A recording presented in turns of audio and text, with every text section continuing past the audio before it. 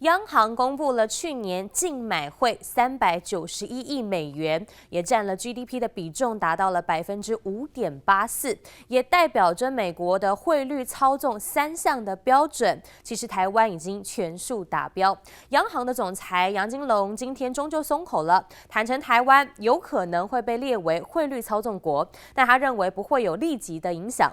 杨金龙也老神在指出，已经准备好了说帖，将会提出3大的理由来向美国财政部协商。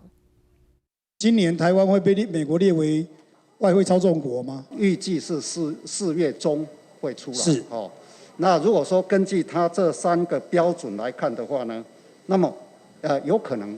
央行总裁杨金龙11号出席立院财委会备询，终究松口，坦承台湾有可能被美国列为汇率操纵国。翻开央行去年全年净买汇391亿美元，占 GDP 比重达5.84%，也就是美国汇率操纵3项标准，台湾已经全数达标。到目前为止呢，应该是不会有影响。那未来呢？未来就要看谈的情况嘛。如果说咨商的不是很理想的话，他就进入第2个阶段。第2阶段是什么？第2个阶段呢，他就说是一个观察期。观察期呢，他1年以后呢，他如果说不满意的话呢，他有可能要惩罚的措施。惩罚是什么？